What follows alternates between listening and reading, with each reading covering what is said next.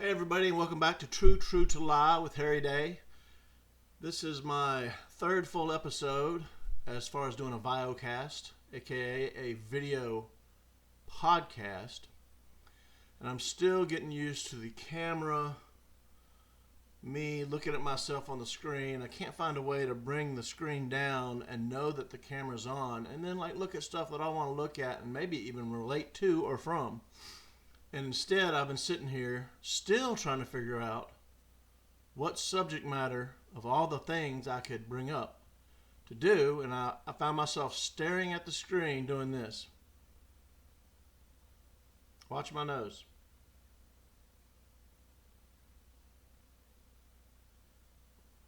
You see, the thing is, my nose is bent.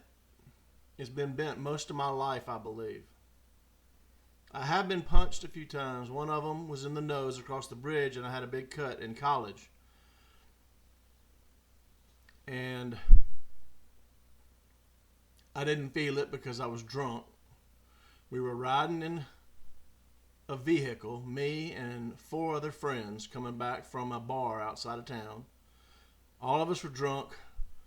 I'm pretty sure it was a beer bar, but I'm pretty sure we had a bottle of tequila in the truck or the vehicle we were in. And so we were shooting tequila and coming back to town late at night, and some truck got right on our butt and then right on our sides, and so we all gave them the bird, and so they got behind us and got on our butt again and were just toying with us, and we were toying with them. And so we started swinging our arms in there saying, just follow us to where we're going. And as soon as we got to town, one of our friends lived right there on that edge. We pulled down the driveway, and we all piled out of the car, all 5 of us, and 8 guys, all as big as me, jump out of their vehicle and come. All we see is 8 guys silhouetted by bright headlights lay into us like WWF wrestling. I remember I got punched across the nose, and I was out because I was on. All I remember was I was on all 4s, and I just felt blood pouring out of the bridge of my nose. And he left me alone. He could have just kicked and beat on me. And he was the biggest guy in the group, as I remember. And I remember seeing him on campus. I'm 6'4". He was probably 6'6", and had more meat on his bones than I did then. And I remember, dazed, drunk. I don't think I threw up. Looking around from my friends wrestling with other guys, trading blows. Other guys breaking limbs off of trees for some reason. There were these crepe myrtles, and they were breaking limbs off and just throwing them down. College students, right? They were a fraternity. I was in a fraternity. None of my friends I was with were in a fraternity. So it just ends that quick, and they're gone. And we get me some ice for my nose, and we laugh about it. I even laughed about it because, you're in college and you're invincible, and even if you get hurt, which I've been hurt a lot in my life, and I'll get to those stories throughout time to relay, knee injuries, shoulder injuries, broken jaw. None of that happened that night. I just got hit across the face, in the nose. I think he had a ring. Had to have had a ring to cut me like he did. I don't have a scar, amazingly. My boy has a scar on his nose, Ethan. He's 12. He got it from a little dog. I did not kill the little dog or the little dog's owner, who knew that dog bit people when Ethan leaned down to pet the dog and got bit in the face. I wasn't there. It was probably a good thing I wasn't there. I don't know what I'd have done. What do you do when you see something happen to your own boy? You take action.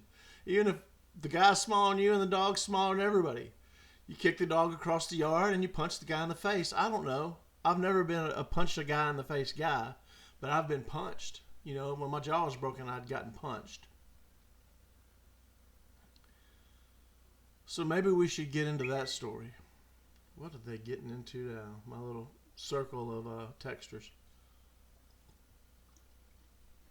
My hands smell like deer meat because I've been processing deer, making deer burger all morning.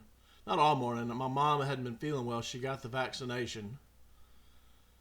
Told her, don't get the vaccination.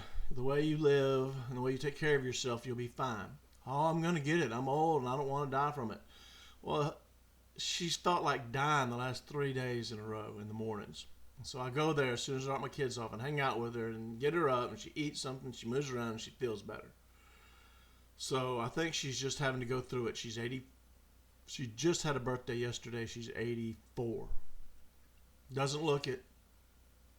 She's acting it right now because this M and F and vaccine, the Pfizer vaccine that she got.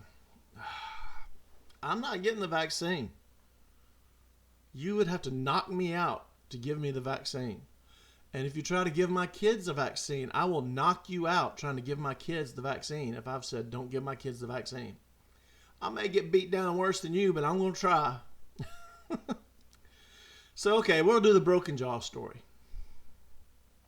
In college, I was 4 weeks out of having shoulder surgery where they had to do rotator cuff surgery and cable together the socket into the rotator cuff for it to heal together.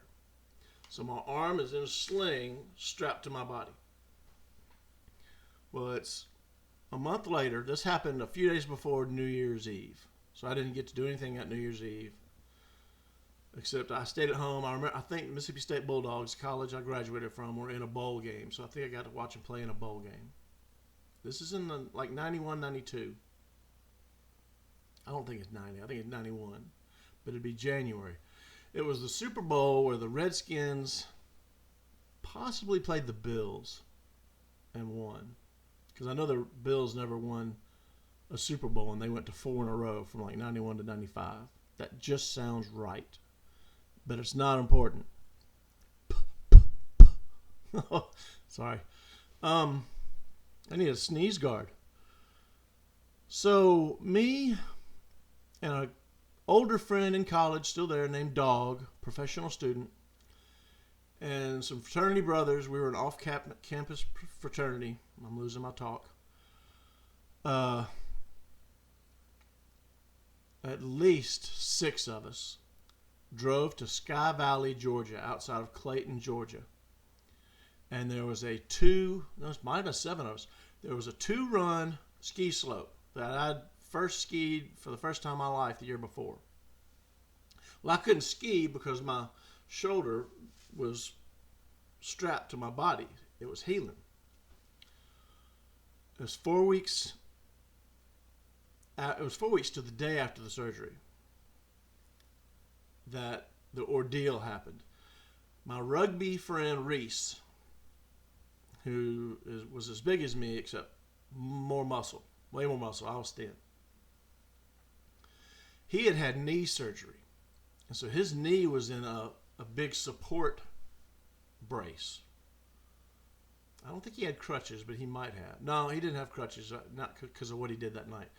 He just had a big, heavy-duty knee brace on, and I had my arm in a brace strapped to my body. So we sat down at the chalet. In North Georgia, they don't call it a chalet. They probably call it a moonshine barn or something. It was very rural, local-ish. It was no Vail, put it that way. Not that I've been to Vail. Well, I've been to Vail, but I haven't skied it. So there are a bunch of us. Me and Reese are down at the lodge where you take the tram or the 2-seat pull ride, whatever it's called. I'm in Mississippi. We don't ski every day. The lift. So our friends are up and down, up and down. Well, Dog, the oldest, whose parents have just up the left run, they have a condo. He had disappeared early that morning. He'd been drinking. I think we drove all night, got there, and they went skiing, and we hung out all day on the slope. Reese and I staying down at the bar, meeting everybody. We were very talkative, very extroverted, very outgoing, meeting people. And so we decided we're going to have a party at Dog's condo. We didn't ask Dog, but Dog could outdrink any of us, and apparently did that day. So we spent half the day there. Then we go back to the, I think we might have even walked around on that, which was dumb, being just out of surgery within the last month or two. I think we even walked around in the snow along the slopes because people didn't know what they were doing skiing there. Only a couple of people did. Everybody else was learning. So we go about midday after hanging out down there in the morning back to the condo, and it's 3 levels. And the downstairs level was where I was staying. I don't know if I was sharing a room with anybody or not. Not important. So I'll go in the bathroom, not with this arm, to go in the bathroom, and I can't get the door open. But it's opening this much. And I'm like, why is the door won't open? So I'm pushing, and it gives a little bit, but won't open. It gives a little bit, it won't open. It's dark. But I get my hand in, so I flip on the light. And I peek in, I see in the mirror, dog is on the floor passed out in his ski boots. He'd been drinking Bloody Marys and beer all night and morning. So by 11 a.m. or whatever it was, he was downstairs in the bathroom, passed out on the floor, between the toilet and the door where you couldn't get in. So I was trying to tell him, hey, we're having a party, but he was unconscious. So late in the afternoon, people start showing up. We went back down and recruited more people to come up. We had every local on the mountain that wasn't an adult show up at our little party. They brought their own booze. A lot of people. There were some girls there. I was talking to the girls because that's seems like in those days, if there were girls that weren't accompanied by guys, I was at least talking to them, introducing myself, being friendly, because I'm very talkative. As you can tell, I like to talk. I hear this commotion inside. I'm talking to these girls by their car. There's 3 of them. And I hear that. So I walk inside, and Reese is like, man, I don't know what is wrong with these 2 guys. And it's a really big corn-fed redneck fighting a short, big, corn-fed black man. Our age, maybe a little older. And we're watching them fight, thinking, man, someone needs to stop them, but they're big. And as we watch them, they break a chair. And then they knock over a table. And when they fell over onto the dining table and chairs and smash it, we realized, hey, these guys aren't hitting each other. They're doing this on purpose. And they're having fun doing it. And they're trashing Dog's place, which is his parents' place. We need to stop it. I'm like, hey, Reese, not much I can do. I can talk to them. We'll see what happens. And so we're trying to stop them, and the big guy turns on Reese. Well, Reese is quick-witted, quick physically. Not fast running, but this big guy comes at Reese, and Reese steps aside. It's like he used this military move. Steps aside, grabs him by his clothes, and rams him into a stone fireplace that's roaring fire. And he hits his face on the rock above where the fire is.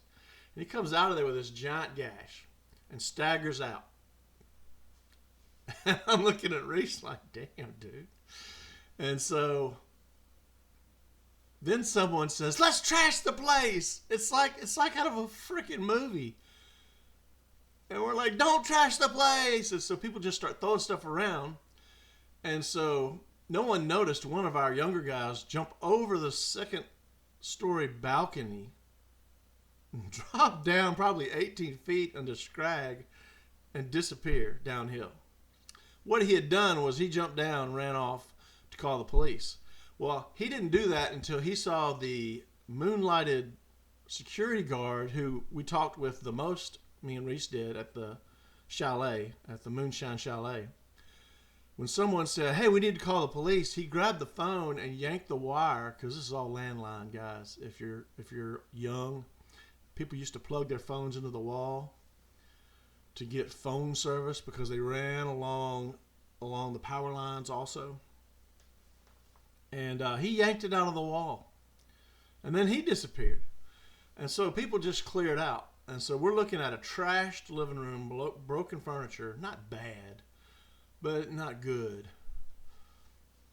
And it's just us and a few other people. The girls had left. I was like, damn.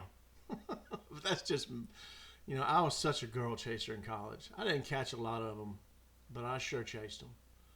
But you don't catch them all, do you? If you do, then you're catching sluts and you're a man slut. And I'm not a man slut. So now that we've got that cleared out, everybody's gone but us.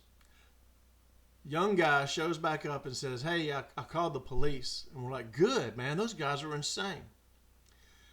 He says, "No, it's going to take them like a half hour to get here." Because we were up a mountain. Not a big mountain, but we were at Sky Valley. You can look it up, near Clayton, near the Highlands in North Carolina, but we were in Georgia.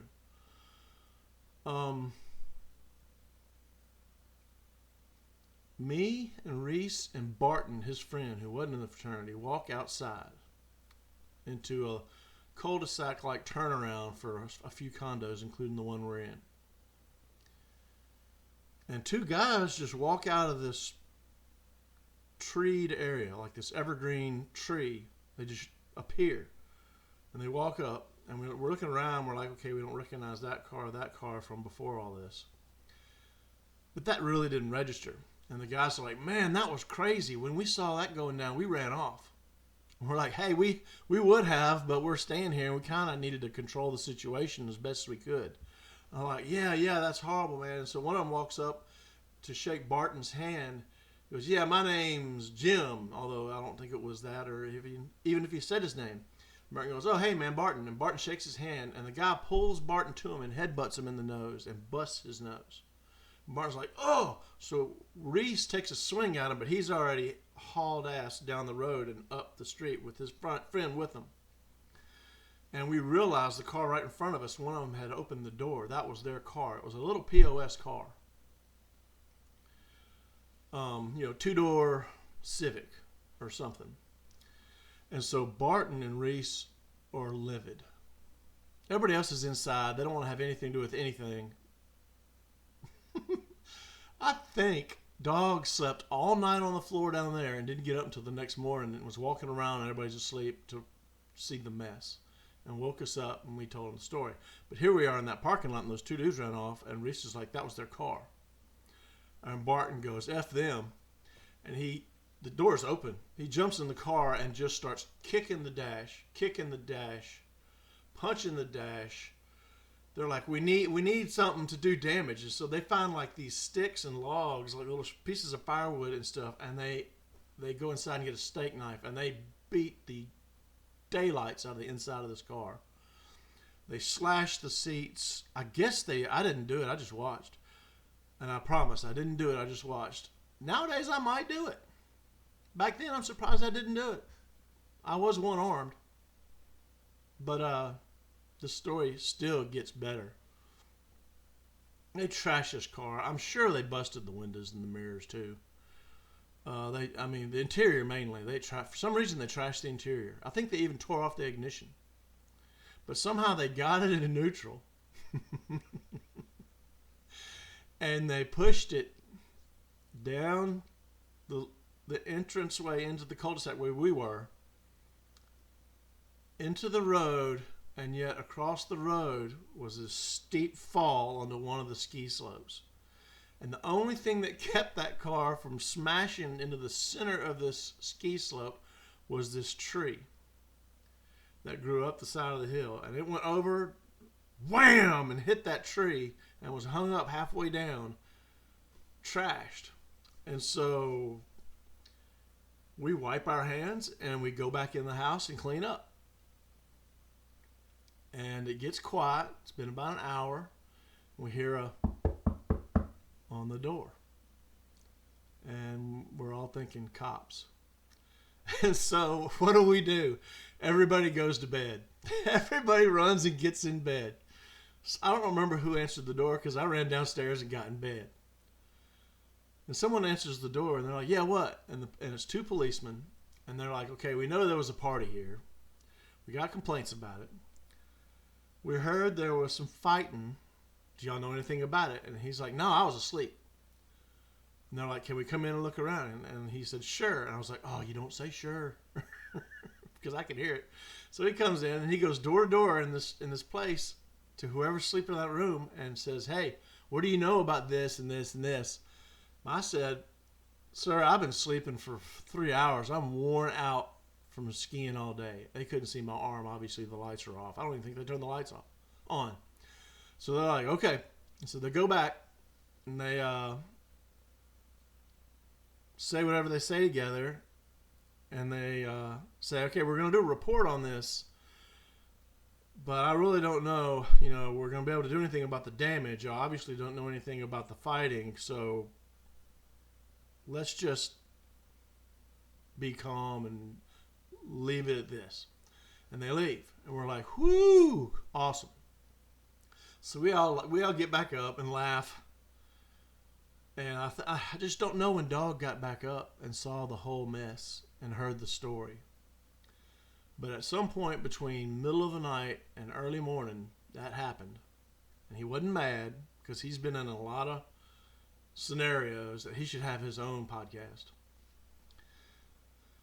And we clean up as best we can, and throw away what needs to be thrown away. Apparently it didn't look as bad as it looked before we cleaned up and put stuff back together. And Dog said, it'll be okay.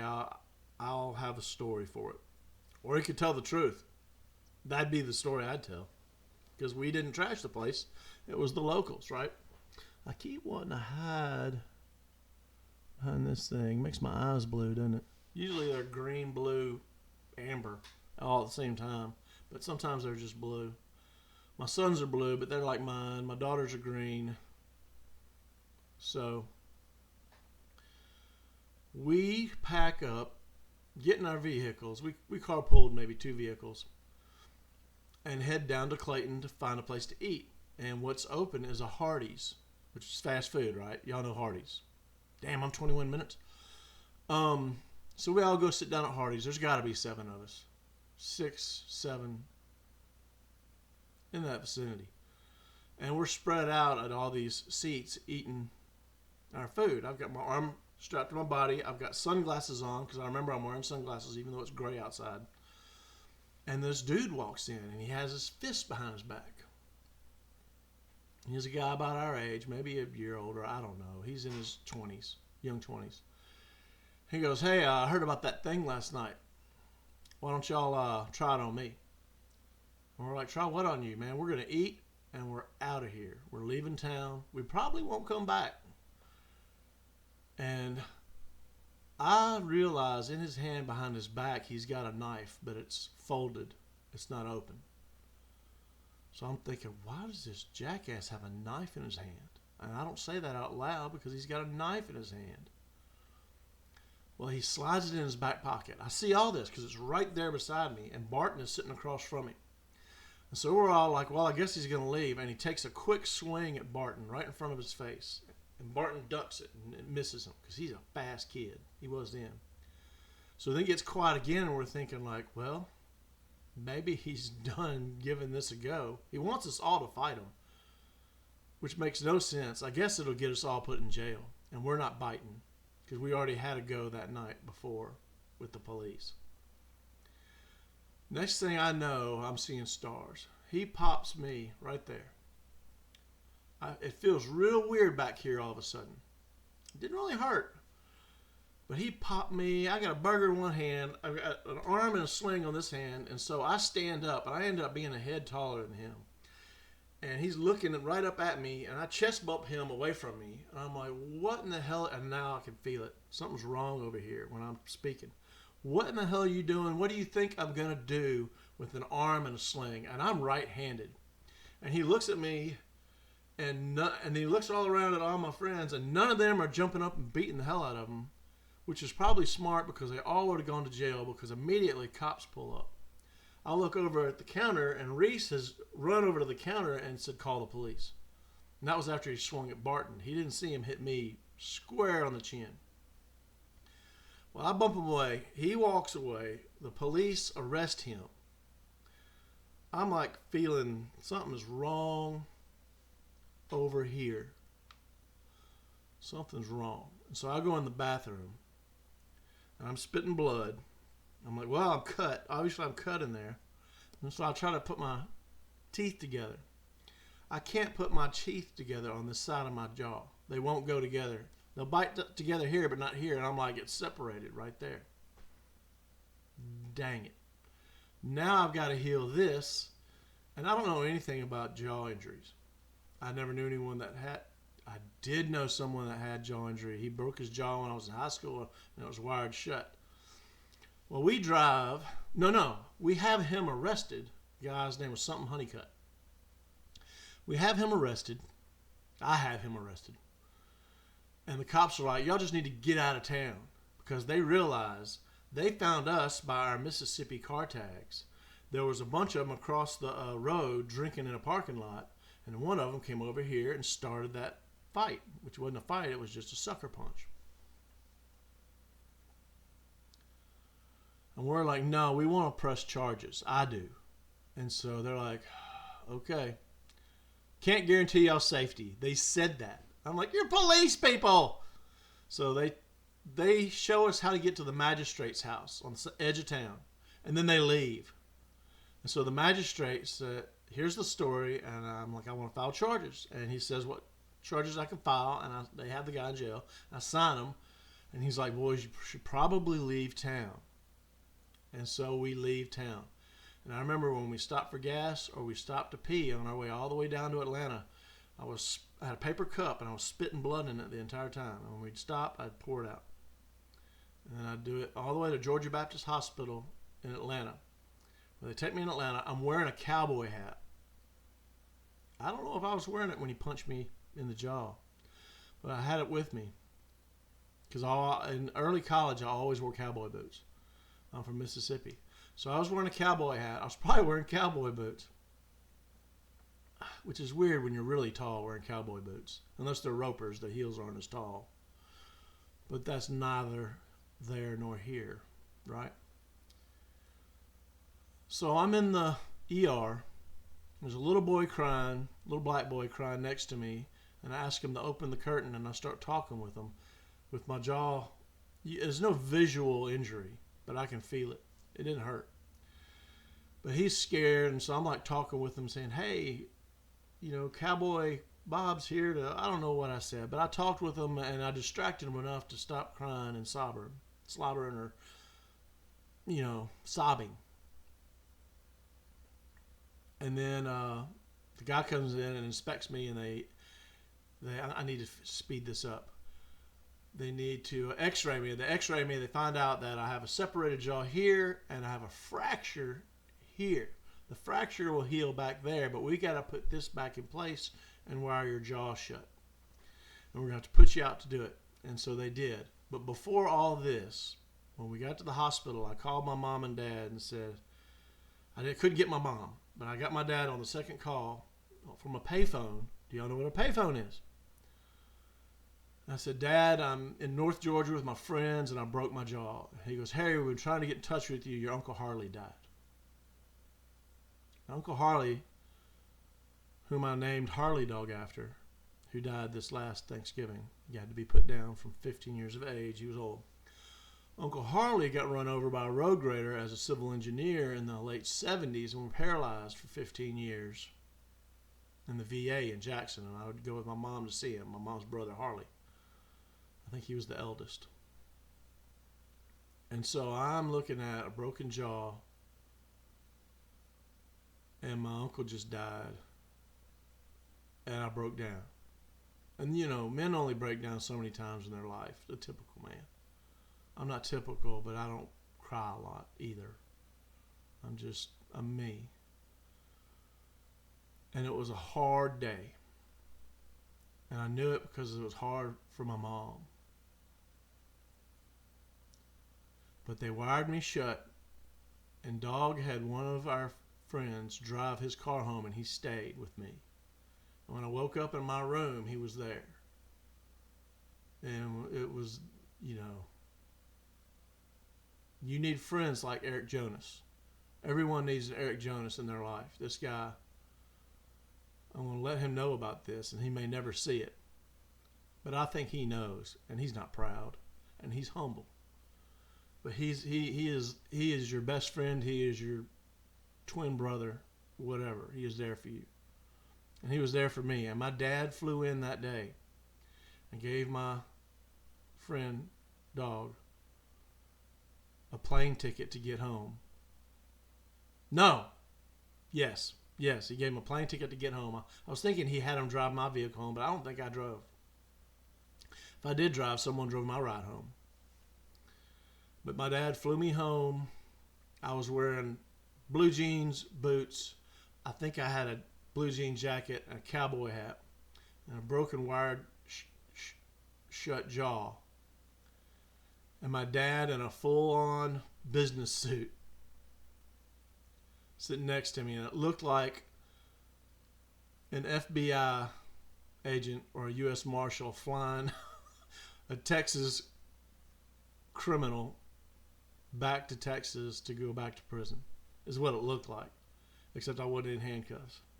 I felt like it. It was a hard weekend. And that is the story of my broken jaw. I could go on another 15 minutes on what it's like 6 weeks with your jaw broken. I'll go a little bit. Everything you eat is through a straw. It's liquid. If I could blend it, I had a cup with one of those insert blenders that blends whatever food you want to blend into a blended thing. I drink a lot of milkshakes. I still lost 15, 20 pounds, and I was thin then. If I could blend it with beef broth, like burgers or cut up steak, I did it. I had to push the pieces through with toothpicks after.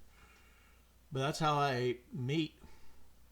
If I could blend it with tomato juice, that's how I ate spaghetti of any kind. If I could blend it with chicken broth, there wasn't a lot, I would just blend like chicken noodle soup into a puree and drink it. If I could blend it with, with milk, a lot of stuff with milk.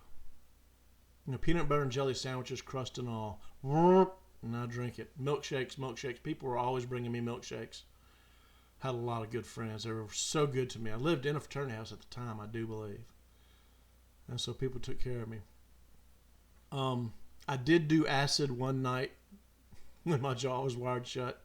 And my drink of choice at that time was margaritas on the rocks because you could drink it through a straw real fast.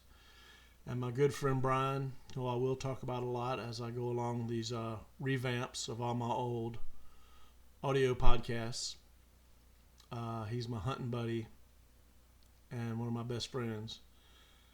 He would stay with me when I would drink and keep a pair of wire cutters in case he had to clip the holding wires in between the rows on your teeth in case I got sick and threw up so I wouldn't drown.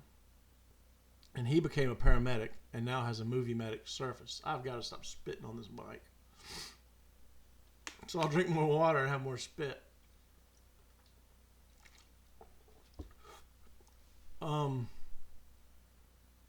I thought my teeth were oranges. And when I would grip my teeth together, they felt like oranges. I would drink orange juice and my teeth felt like squeezing oranges. It was not a bad experience. I never ate a lot of acid. In college is when I did try it and do it.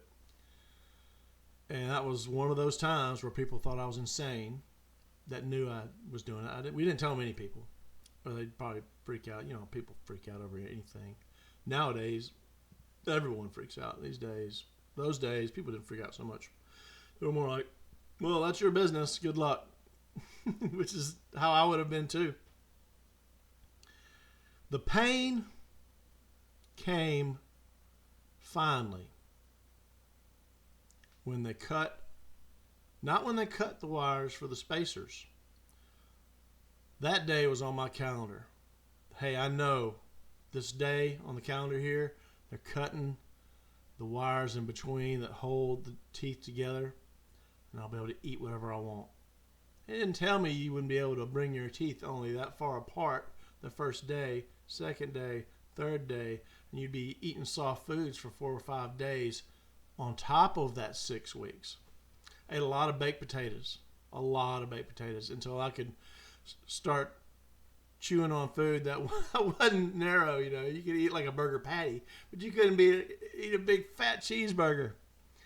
I don't know why I keep looking at this corner. It is where the clock is, but you got to let the whole story roll out. It's all true.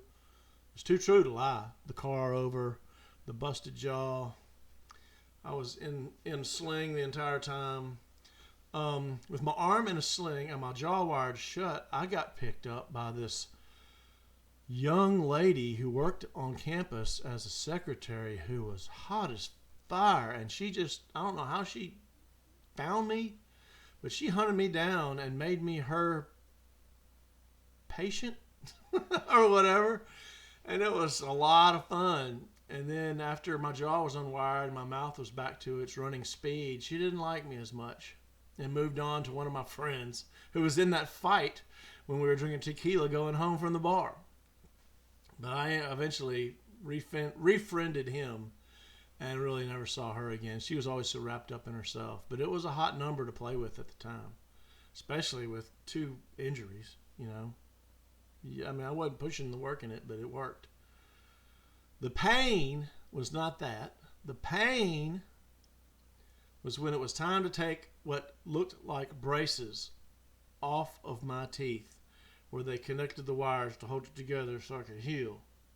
I talked like this for 6 weeks. I ate like this. I drank like this for 6 weeks. I think you should try it. Everyone should try it, especially if you want to lose weight. You want to lose 20 pounds? So they got the clip. They got the connector wires gone. And I go back to Dr. May, and this is here in the Jackson area. I had the cutest nurse. And she sat there with her hand on my arm, knowing what was fixing to happen to me. I didn't know what was fixing to happen to me. It's time to deaden the gums and teeth. I'm thinking, well, I've been to the dentist that had cavities, you know. Bring it. Well, after the second shot in my gums, then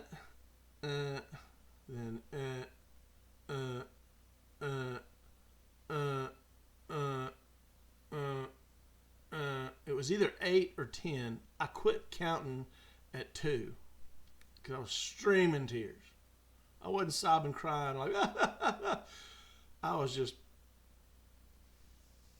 I have wet streaks down my shirt. You know why? Because you're sticking needles in my jaw and it hurts. It felt like I was repeatedly biting a hornet's nest and they were going to town. And then he yanked those things from between my teeth above the tooth and gum line. All the way across. All the way across. That was the worst. It's up there. That is up there in the pain tolerant meter. There's a couple of things I got. You know, when I broke my leg a couple of years ago, did the Joe Theismann, I Charlie Browned into a Joe Theismann. That hurt when I did it. It didn't hurt a lot after. It hurt when I did it. The catfish stabbing into my hand. That'll be another story. That was ungodly painful. I guess because where it was. But now you know the rest of the truth. I don't want to steal anybody's line, right? Pain. I did mention how injuries were going to be part of my stories. And they will be. But that's the broken jaw story. I'm glad I have good friends that helped me through those injuries and the recent injuries I've had. Over the last 30 years, I've had an amount of injuries, and I've needed friends and family to help me, and they've been there. And it's because I'm nice to them and I love them. And when you show that to them, you will have it shown to you. And when you're kind to strangers, they will be kind to strangers. And then the ripple of love and the ripple of kindness ripples out. And you'll have a kinder world. If not just in your community. But I do this so it will ripple out. Can't do it like that. I got to go like this. So it'll ripple out, man. That's not me. I'm not a hippie. Into the world. I've already had a viewer in Europe left a comment that said, I did not leave a comment. Whatever that means. Maybe that's a different language for like, man, your show's kind of boring. Maybe I need more color. Maybe I need to shoot off a gun. I don't know, but I'm going to keep banging this out because it's fun to do and it only takes an hour to do it. And now I've got to go make some burger, some beef and deer burger. I take deer burger and I blend it with beef fat that I get from the store, like 80% burger, 20% beef fat. And it makes the best burger ever. But peace, love, unity, be kind, do the ripple. Make your drink some ripple. God dang it, man. Maybe I should turn it sideways. Learn as you go, right? Anyway, peace!